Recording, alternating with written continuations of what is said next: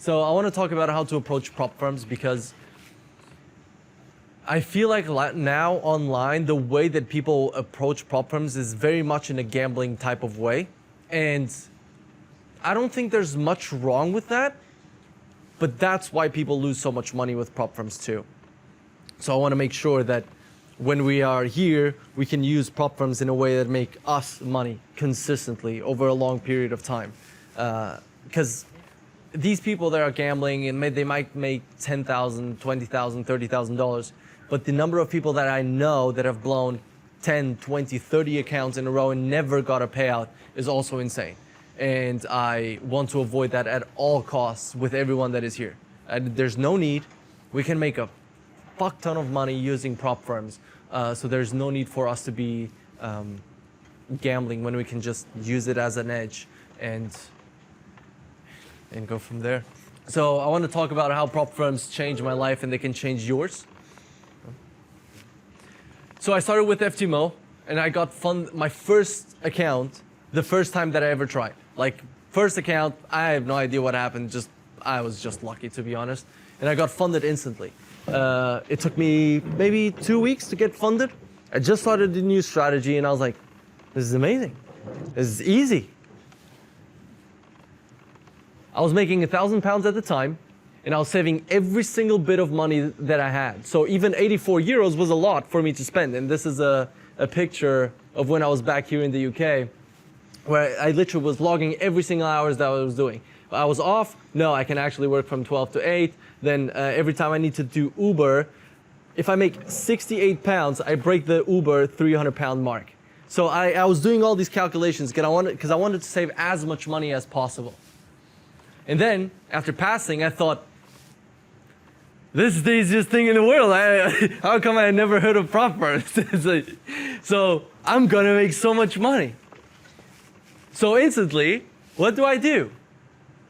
Buy a 100K account, because that's the best thing after the 10K. 540 euros, more than 50% of what I was making at the time. And well, we all know how that went. Few days after, 19 days after passing the first challenge, it wasn't even the verification. This was the first challenge, then missing the verification. I blew my 100K account. So instantly, I traded both, because not only can I pass a 100K account, but I can also make money. So this is perfect, right?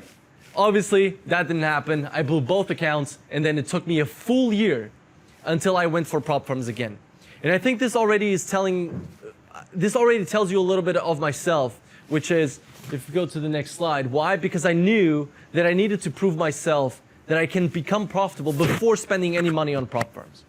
While now, like we have sales team, Guillermo talked with so many people, and they're like, once I get funded, and once I get a payout, I'll learn.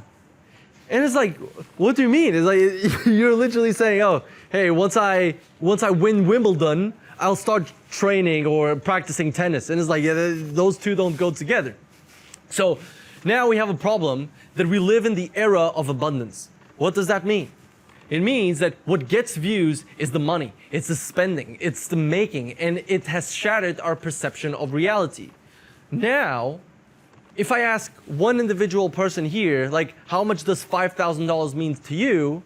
You might say, well, that would possibly change my month or change my life or whatever it is. But if you really think about it, on social media, if you make $5,000, you're no one, right? It's like, oh, really? You made $5,000? And so people have this perception of, oh no, actually 10K is a lot, 20K is a lot, 30K is a lot, 100K. Before 100K, no one is happy. And I want to change that because you're all individual people. Like all of you, I'm talking with all of you because I know you're all individual people. And prop firms have changed trading forever to the point where they've transcended trading. They have fully transcended trading and created a new era, which is prop firm trading. And a lot of people are grabbing that mentality of I need to make so much money with the possibility of, oh, now I can get a 100K account and then I get 8 and then I copy trade them all and then I'll make $50,000 every single month. And so today I'm going to help you win the game of prop firms if I had to start from scratch with zero unfair advantages, because yesterday I was even talking with Sander about unfair advantages, and it's the truth. There's a lot of unfair advantages, such as, for example, now that I have payouts, I don't really care if I blow 5 Apex accounts in one day. I could give a shit because they're $30, times that by 5, $150, I get one payout that's 10 times it. So I'm thinking more so in ROI right now. But I'm thinking about the individual person. It's like, well, if you go for a challenge and you go for a 100K account, that's literally a third of what you make every single month without even paying for your expenses, and you're already fucked up. So the rule number one, and I wanted to start with rules instantly because we're going to talk about sometimes a little bit more aggressive, sometimes a little bit more aggressive, and I want you to understand, do not blow more than 2 accounts per month. This is mainly for CFDs, because with futures is a little bit different because pricing is so different. So you never should, we're going to talk about budgeting and so on too, but you should never really blow more than 2 accounts per month. Because I want to have this as number one for one simple reason. Notice when I blew my account, it took me 1 year to take the next challenge. And I knew that if I blow the account, just one, that means that there's something that I'm doing wrong and that I need to get to the root of it. And a lot of people don't think about this. So blowing an account requires at least 5 losing trades in a row with 2% risk. We're talking in terms of CFDs. With futures, it's very similar. Or 10 trades if you're going with 1% risk. If you take 5 losing trades in a row, you really need to reevaluate your entries, your executions, and the quality of the trades that you're taking. But if you take 10 losing trades in a row, you need to reevaluate your trading. Because like, I was talking about this already today, which is, if you take one trade, the best thing you can do, like there's traders that reduce risk, but you can also increase the time frame that you're trading, especially with our strategy. You just increase the time frame. Instead of trading the 1 minute, go to the 5 minute. How many times have we seen like 1 minute execution, and then I'm showing the 5 minute and I'm like, oh my God, it's so obvious, even the 5 minute had a market structure shift. Like clean entries on the 5 minute. So if you take 10 losing trades in a row, think about it, you're taking 10 losses in a row. If you have a 60% strike rate, I don't think there's that high of a chance of you getting 10 losses in a row. So keep that in mind. Like there's something that you need to reevaluate, and there's probably a lack of knowledge, which is fine. Like keep this in mind. When I say that there's a lack of knowledge, hey, you don't know this, I'm not saying, hey, you're trash, you don't know this. I'm saying there's a gap. Once you fill it, you will see your profits improve. So rule number 2, once you're funded, your next goal is going break even on costs. Why? What was my first thought as soon as I got funded? I was like, well, this is amazing. I can finally make money. I'll buy more challenges. And then if we were to go back to the chart, but there's no need, you saw that my funded account, it literally just went like this, down. No, not even one trade in profit. It was insane. So once you're funded, your next goal is to go break even on costs. The way you do this is by number 1, the first trades that you take, they all should be way higher probability. Don't take that shitty trades. Don't take the trades where you're like, oh, I don't really know where the direction is. If that's your thought, you already should not be taking the trade on your newly funded account. Because, especially on CFD firms where they give you the refund, like I've had payouts with FTMO, they're like $300 because then I just get the full refund. Right? I was talking with Sander. I think Sander had this recently. Got funded, locked in $1,000, right? And then just received 1.5 because he also got the payout. So break even is like the most important thing. Because here's the difference between the challenge accounts and the funded accounts. How much money has anyone here ever withdrawn from a challenge account? 0, right? But how much money can you withdraw from funded accounts? Like it's infinite. There's an infinite amount of money that we can withdraw from funded accounts. Obviously, it's not infinite, but you get what I mean.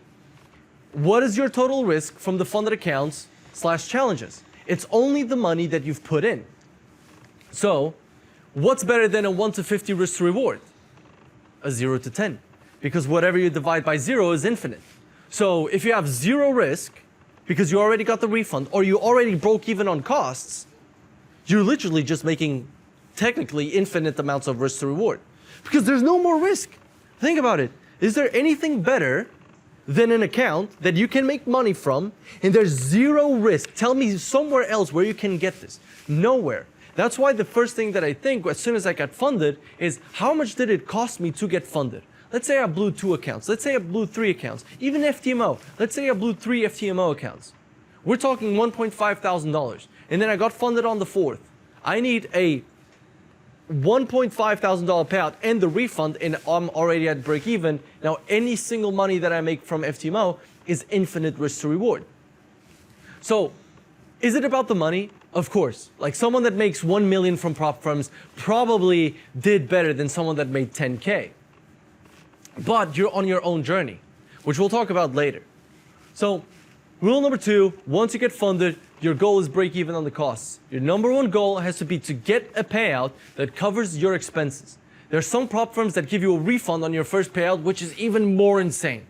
Right? On futures, it's different. The way you would approach it on futures, by the way, where I'm going to try to balance everything CFD and futures. The way you do it on futures is you always want to make sure that you lock in the payout, right? So as soon as you get the payout, you stop trading the account. As soon as you hit the minimum requirements, you stop trading the account and you take out all of the money that you have available in that account. This happened with Guillermo when we were in Portugal, right? Yeah. Guillermo was on a My Funded Futures account and he was like, hey, Kemal, I can finally request a $1,000 payout. And I was like, well, do this. Do 800 and leave 200 there and then take a good trade. And he was like, why? I can just take all of it, blow the account, and then I have an extra X amount of challenges that I can take. So break even on the challenge, just focus on getting that payout. And if you are on CFDs and you can get that refund, whatever profit you have, just wait 14 days. Listen, we're talking infinite risk to reward if you just wait 14 days. Like only traders would be like, yeah, I think I should take one more trade. Like only traders would think that, I'm telling you. So as soon as you get a payout, you're fully risk-free. And given the price of prop firms, usually one payout covers the expenses either way. Like think about it. Let's say you blow 2 FTMO accounts. And again, this is why I said be careful with don't blow more than 2. Because I'm talking about blowing accounts, blah, blah, blah, and we know this is not sustainable. But let's say you blow 2, if you get a 1% payout, you already literally covered all of your expenses through one payout, right? This will change your trading forever because now you trade with no pressure. And you want to know what's better than no pressure? No pressure and funded. Like that is nothing better than that, I can tell you. So let's talk about risk. I always before I started talking to everyone about the way that I approach prop firms, I always had risk in my mind. Like I'm very risk adverse. I don't really like taking that much risk. That's why first thing I'm telling you guys to do, just lock in that payout, get the refund, make sure you have no risk. Risk is what destroys traders. Risk is what gives traders emotions. Being in drawdown is what gives traders emotions. Being in drawdown and still not being break even is literally what makes traders blow up. So let's talk about risk. I'm going to tell you how I approach risk. So you'll never have to come to me and ask, hey, Kemal, how much should I risk on a challenge? Because I will just give you all the formulas and etc. here, which is great. So risk. Now, how to approach risk and how to think about risk. I think those are 2 very important things because then let's say that in 1 month from now, you're like, you know what, I want to go about this by myself. You can just think about it. You know how I'm thinking about it too.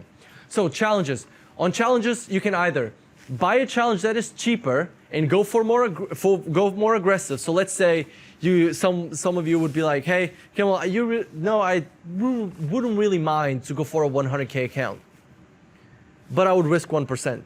Well, you can think about a 25K account and go for 3%, right? Because you're more likely to blow it, but once you get funded, you get the potential to make money, which is what we want as traders. We want the potential to make money. Once you become profitable, you want to get out of that challenge as quick as possible. That's why I don't mind blowing an account, is because I know that once I get funded, I will get all of those expenses back. Because again, I don't care. Even now, my first thought is, how can I get my expenses back? I was talking with Guillermo. I went on an Apex run. I spent $2,600. And I was like, oh, Okay, so I only need to get like $2,000 payouts to get to make all my profits back, and like in 1 month, that's it, it's done. And now, no risk, once again. So you either buy a cheaper challenge and you go more aggressive. That's how I do it on Apex. Like they know, probably don't want to talk about what I do on Apex. Or you buy a more expensive challenge and you go less aggressive. Both end up being very similar because once you get funded on a larger account, you'll just make more money. But you'll be quicker on the funded account when you're going on a smaller challenge. So that is very, very important. Like it will end up being the same thing. And I remember talking with Sander in Portugal, and he said, I think people greatly underestimate the 25K accounts because they're cheap and people can make some serious money from it. Because think about it, you're paying what, $250, right? No, Less than 250, maybe 150. Yeah, it depends on the prop firm. With good discount, 125. Yeah. Okay, 250. Okay, maybe alpha with 40% and etc. become very cheap. Yeah. They're mega cheap, and you're getting $2,500 worth of drawdown. Like you risk 10% of that, which is 1% of the overall account. You're already making $250 per trade, per R. That's amazing, right? So, and I completely agree. Now, with challenges, you don't have to go for the 200K accounts. You don't even have to go for 100K accounts. You need to go for something that fits your budget, which I'm still gonna talk about this. But I have something called the comfort number. Maybe some of you have heard it on YouTube, maybe not. I came up with the concept a long time ago, which was the comfort number, which is how much could you lose tomorrow that wouldn't make you think about it for weeks, but you think about it tonight. For example, I'm not wearing a watch. No one is taking my watch because I would be thinking about it for a month. That's my comfort number. I come to London with no watch, okay? So how much could you lose tomorrow that wouldn't make you think about it for weeks, but you think about it tonight? For example, for me, usually that number is at about 500 bucks. FTMO account, if I blow it in one day for some reason, miscalculate the daily drawdown, I will be like, I can't believe I did this, but tomorrow I will be neutral again. But if we go for a 200K account, which is $1,000, I'm already gonna be like, that's not fun. That's $1,000 in a, you do that once a day, you're $22,000 deep on a month. So it's not, all of you will have your comfort number. It depends on how much you make, it depends on how much you can save, but you will have your comfort number. Just, if you answer yourself the question, how much could you lose tomorrow that wouldn't make you think about it for weeks, but you would think about it tonight, that's perfect. And why do I have you think about it tonight? Because you don't want a stupid, cheap challenge. Because if it's stupidly cheap, you'll just blow it like this. And you don't want that too. So the comfort number, you'll think about it tonight. So from your comfort number, this is where you go aggressive on the risk. And I'd say maximum drawdown of risk exposure per week. So if you go, what is risk exposure? This is how I think about trading. I already talked about this here on the meetup with some of you. Risk exposure simply means, so there's going to be risk exposure per week. It's the number of trades per week times the risk that you're taking. For example, I talked with Nuno and I asked him how many trades he's taking a week. Let's say 3, right? So if he risks 1%, he has 3% risk exposure every single week. What does that mean? If he goes on a 3-week losing streak where he always takes 3 losing trades, he will be in 10% drawdown.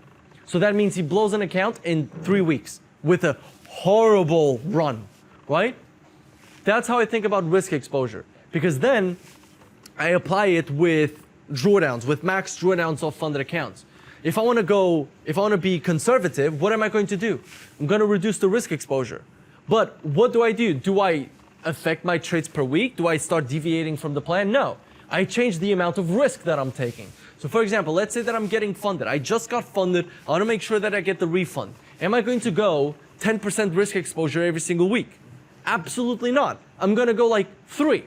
So 3, let's say I take also 3 trades per week, I can risk 1%.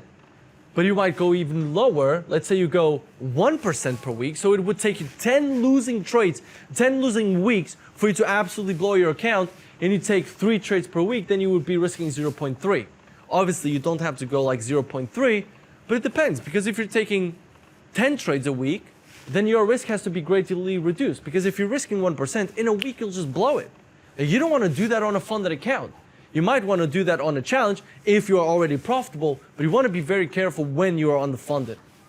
So risk exposure is just a metric of worst case scenario. How long does it take you to blow an account if you go on a horrible run, which is very not likely to happen. But again, it goes down to simply understanding your risk exposure. Risk exposure per week tells you if all of your trades lose this week, how much will you lose? And I think this is incredibly important because like this, you will find out exactly how much you want to risk. Like, let's see, Jersey, like, would you mind blowing an account in 1 week?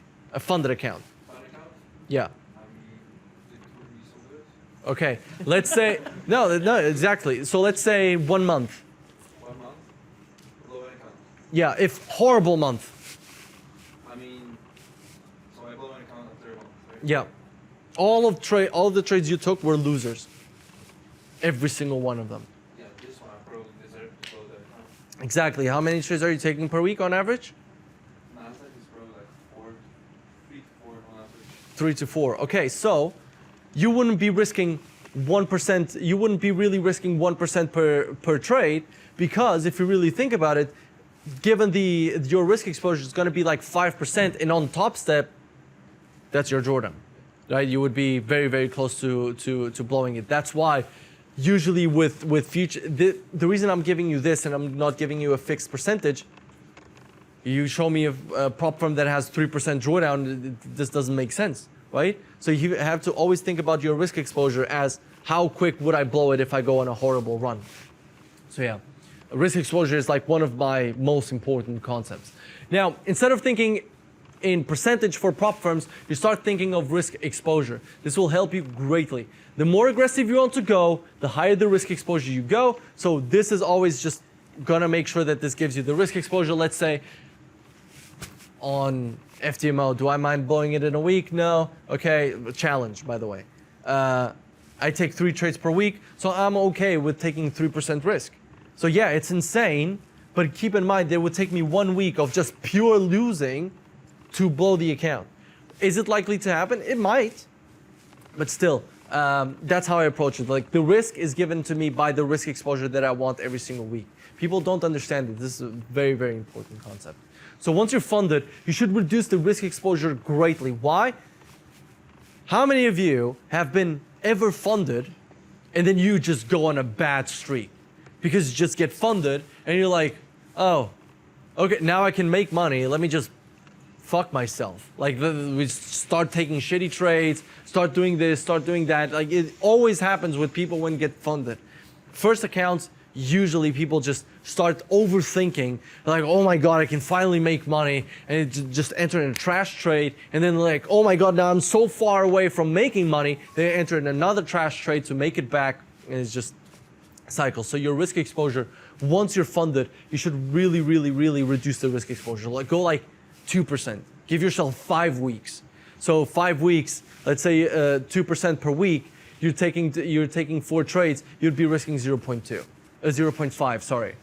So all of a sudden, you're still making good money on a 100K account. You can easily still make $500 per trade, but you're not blowing it in a week, right? So let's talk about funded accounts.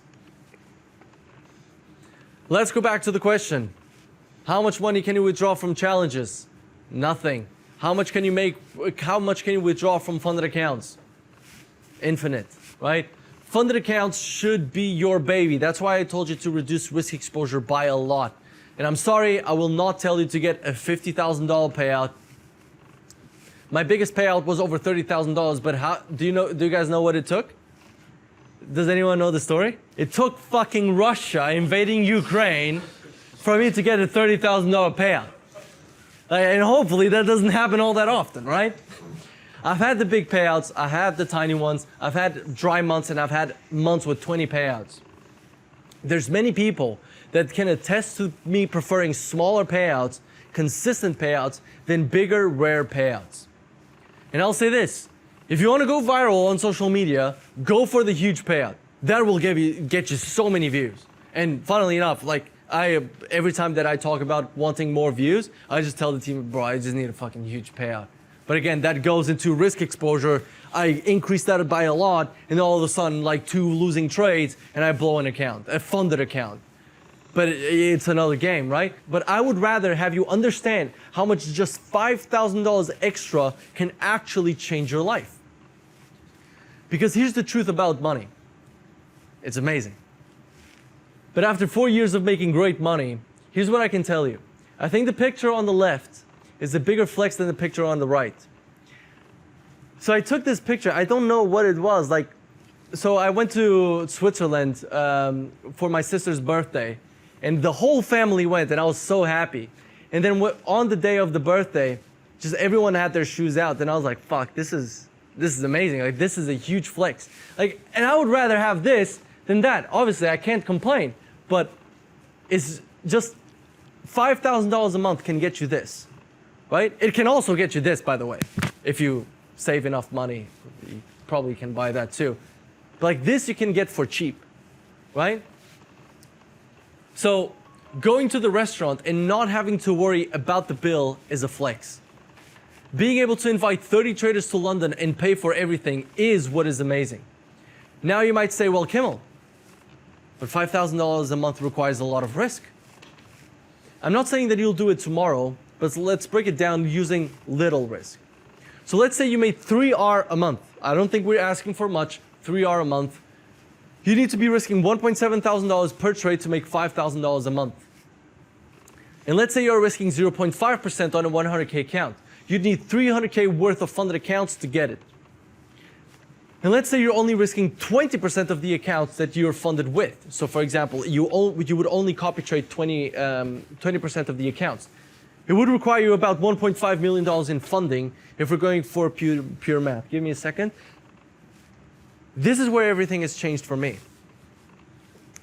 Instead of copy trading, I actually started thinking of the one at a time system, where I was talking yesterday with a team, and I was like, 800K and can completely change your life. Because think about it. What I do is I have 8 accounts on my roster. I take one trade on one. I profit, fuck off, wait for the payout. Profit on the other, leave, payout. Profit on the other, leave, payout. Who knows? It might be a $500 payout. I don't care. Like, what is your guys' grocery bill? It's probably less than $500. So, who was it? There was someone on the Discord. They got a $60 payout, and I forgot to send it. It was on my phone, already written. It was like, there you go, groceries for a week. I don't know if it's $60, but for that specific person. But that's one dinner. That's one set of groceries. Through trading. Like, that's the power of going slower, consistent. So, this is how you're gonna do it. This is how I genuinely think that it's gonna completely change the way you can look at trading. Let's say you have 8 funded accounts, 100K. Again, you can have 50Ks, 25Ks, it doesn't really matter. We're gonna be trading one account at a time. So as I said, you're gonna have 8 accounts, you're not going to copy trade them. With futures, what you're gonna do, you're gonna use the percentage. So let's say you have 20 Apex accounts, you're not gonna be risking 20 Apex accounts. If you wanna go for that huge payout, go for the 20 accounts, perfect. But if you wanna go for that consistency of payouts and making sure that you don't go on drawdown and then all of a sudden all of your accounts are lost and you have to go back to what? To the challenges in which you make no money. You trade 20 to 30% of the accounts that you have, and in CFDs, you only trade one account at a time. Within this account, you can risk 1.5%. Because let's say that you go on a losing streak, you'd have 6 losses where you can take before blowing the account, which is already hard to do if we're sticking to the system. Just go up a time frame multiple times, as we talked about. Just go up a time frame, and you would still have 7 accounts to trade with at break even after blowing one and going on a 6 trade losing streak. And then you're 1 trade away of a payout. You're in -6, but you're 1 trade away of a payout, right? So all of a sudden, with 800K in funding, you can get 5K per month. Because why? You would be risking that 1.5%, right? You'd be risking that 1.5% on one of the accounts, and there's going to be maybe one where you're gonna fuck up and you're just gonna go into drawdown, but that's fine. Like, I say this to everyone, especially if you wanna go full time. Have a roster of accounts so that if you go on drawdown on one, you do not lose the ability to make money. Because when people copy trade between so many accounts, you lose the ability to make money when you go in drawdown or when you blow them all. You have to go back to challenges, you have to go back to verifications, and then you have to pay the activation fees again, and then you just go back 10 steps. That's why my goal, reduce the number of funded accounts that you blow and increase the number of funded accounts that you have, and that's how you start increasing risk. But Kimmel, if I just copy trade them all and I risk 1% per trade on all accounts and I make 3R, I'm making $24,000 a month. Of course you will. Go ahead. And then let me know how that goes after 1 year. I promise you, every single trader that I've talked to, and I gave the advice of trading one at a time, and they copy traded, they all came back to me saying that trading one at a time, that advice is amazing. And this is the problem. And this is what people don't understand. Raise your hands, how many of you feel negative emotion when you are in drawdown? Negative emotion when you are in drawdown. There you go. Wait, sorry, I forgot. Me too. Now let me ask you this.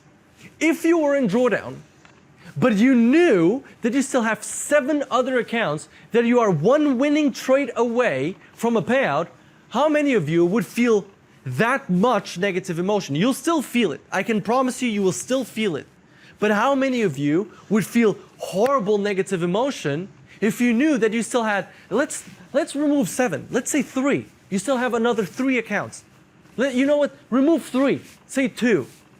In 2 other accounts, you are one profitable trade away of getting a payout. The negative emotions are going to completely plummet because you know that you'll have something on the back of it. Obviously, by the way, if you have 3, you're not going to be risking 1.5% because you want to reduce your risk exposure so you can trade one, stop it, trade another, stop it, trade another, stop it. And we'll talk about managing payouts, by the way, because I know usually that's a lot of people's questions. So how bad would it feel to blow 1 out of 8 funded accounts that you have? How bad would it feel to blow 8 out of the 8 funded accounts that you have? Or even, how bad would it feel to blow 2 out of the 8 funded accounts that you have? Because you just reduced the amount of bullets that you have. You reduced the amount of bullets that you have by half. You went from blowing 12.5% of your accounts to blowing 25% of your accounts. This gap is your emotion. It's your brain understanding, oh, fuck, I only have 3 more of these bullets, while here your brain is like, oh, I still have 7. Can you see it's an insane difference. It's an insane difference. Now, back to the question. You guys already know what's coming. How much money can you withdraw from challenges? Nothing. How much can you withdraw from funded accounts? Unlimited. When you blow your accounts, you're missing out on the potential to make money, and that is the big issue. And that's why I said, listen, everyone loves big profits. Everyone loves big payouts. Everyone wants to flex that big payout. I want to flex that big payout. I know it's just going to get me more subscribers, more views, blah, blah, blah. But I also know that I have bills to pay. I already know that I want consistent profits from trading. So again, you're just losing the opportunity to make money. Like if you blow all of your accounts, you have to go back to the challenge. You're not making any more money. So I want you to make money. And I want you to go out with your family and not have to look at the bill. And you don't need $50,000 to fucking do that. You can do that with an extra $1,000 a month. I want you to not have to cheap out. This is a picture. I showed this to Kuba. This was leftover pizza from my old job. That's what I ate for dinner. And this is what I was eating every single day because they were 70 pence each. I'm telling you, like this was like £2 for 3. And I was like, yeah, fuck. Perfect for me.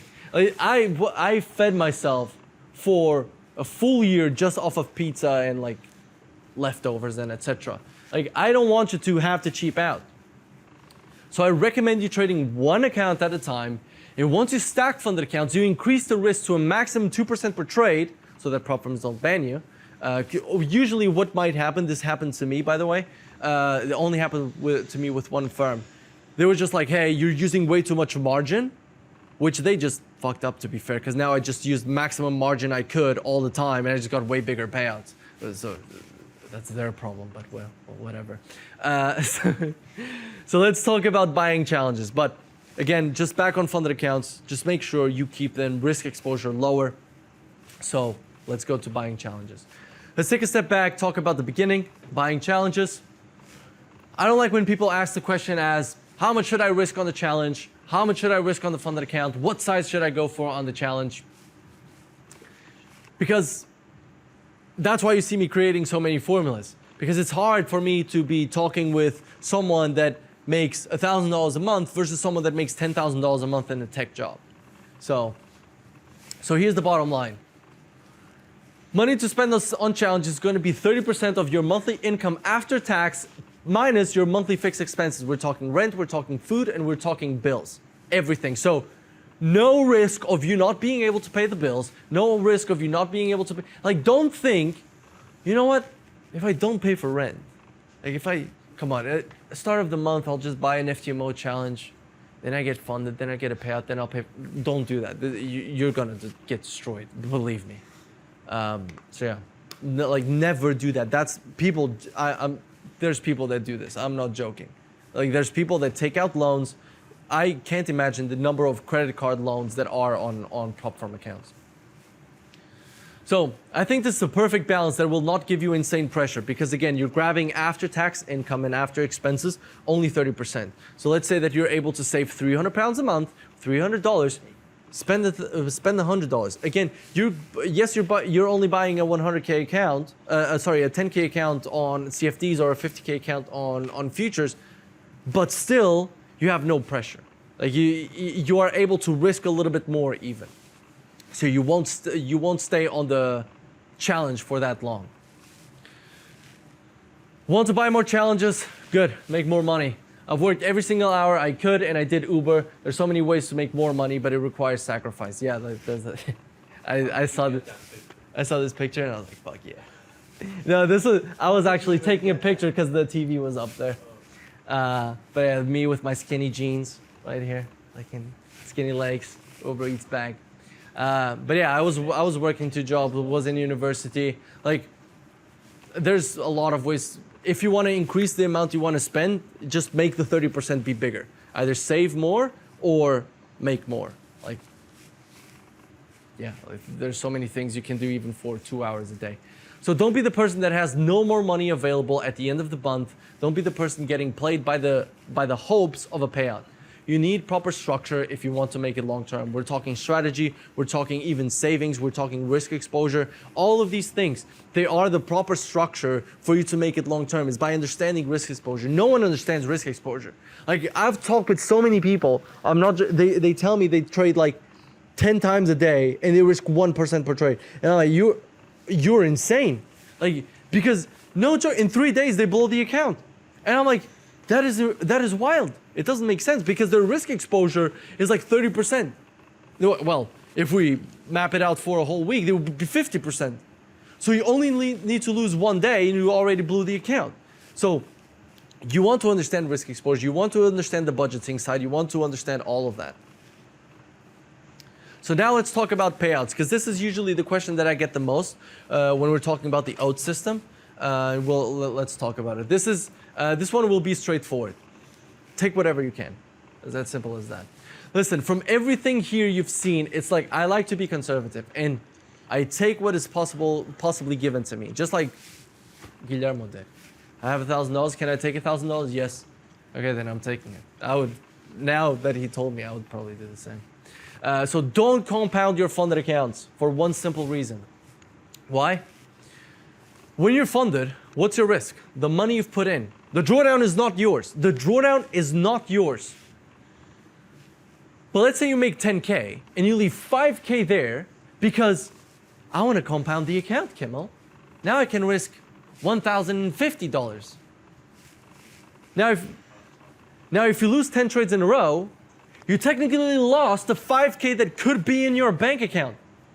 Because the money could be in your bank account, you just decided to compound it. So this is stupid. Like, never leave money in the funded account that could that you could take it. I've seen so many traders. There was one time, there's a trader called Trades by Matt. He went on a very, very good run on Apex, and he was able to take like full payout of everything. And I think he left like 100K there. Then he went on a bad run. He blew the 100K. I was like, now that's less than 100K that you could have in your bank account. That is wild. Like, just take everything. And just go back to challenge, because now you have so much more money available, because the risk to reward challenges to fund it is immense, especially when you get the refund. So don't stack it. So take everything you can. Trade one account at a time. But Kimmel, what is a small payout? Should I take $200? Some of you might say, Kimmel, should I take $50? Should I take $30?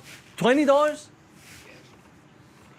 As long as you have funded accounts to trade, and you trade one account at a time, and if you have profit, you leave it there until you get the payout. So once all of your accounts are in profit, all of your funded accounts are in profit, here's going to be your thought process.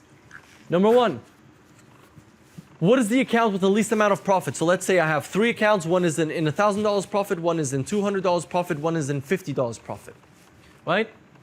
How many days until I get the payout? How many days until I get the $50 profit? Less than 3? Just wait. It's 3 days. You make $50, it's fine. Just go for a challenge. Else go for a challenge. More than 3, you ask yourself, does the amount in profit mean anything to you? For example, $50, no. Then just trade that. Like you would trade the funded account with the least amount of profit, and you would try to actually get more profit from that. That's if it's more than 3 days. Because in more than 3 days, you can take 1 trade, 2 trades, 3 trades. So else you go for a challenge. And on futures prop firms, what you do is a little bit different. You trade a percentage of your funded accounts, so as I said, until they're available for a payout, and then you trade the other percentage. So for example, on Apex, like let's say you meet the consistency rule, but it's missing the $50 days, then you would just trade that small percentage just to get $50, and you trade the other 20% on actual real volume, right? So yeah, that's how you do it on futures. Always be careful with inactivity rules when doing one at a time. FTMO has no inactivity rules. Funding Pips has 30 days. Funding Ticks has 7 days. My Funded Futures has 7 days. TopStep has 30 days. Apex has no inactivity. FundedX has 30. FundedX Futures have 7. So this is, by the way, people hate me when I say that Apex is like one of the best futures prop firms if you want to go for massive scale. Well, they have no inactivity. You can keep those accounts for so long. Same thing with FTMO. And then that's why I really, really like CFDs. We will have the 30 days. And then with Tradable days or weekend day? no, it's calendar days. Calendar days. So remember, this is your journey. You don't have to impress anyone. You do not have to impress me. You don't have to impress your colleagues. You don't have to impress social media.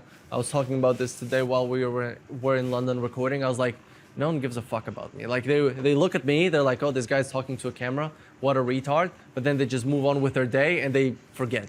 Like they have no idea. My worst days came from wanting to impress people. My best days came from giving family what they need. $10,000 for one person might be life-changing, while for someone else, it doesn't even cover their monthly expenses. And many traders compare themselves and then end up giving up on the life-changing amounts of money. So you'll see $10,000 and you're like, well, this person got 50. Well, yeah, but those $50,000, he needs it for all the car payments and fucking everything. And $10,000 changes your life for the rest of the year. So we play prop firms and they play us. Why do you think that they're so okay with huge withdrawals? It's because it will just result in more blown accounts due to our human nature of like, oh, I saw once Kyle got the $2.5 million payout, I saw at least 3 people blowing about 300K on like 2 days. Insane. So yeah, take your profits, focus on creating extra income. An extra $1,000 a month will already change your life. I can promise you that. And then you'll scale up with everything we talked about here. So yeah, any questions? Thank you. Does anyone have any questions?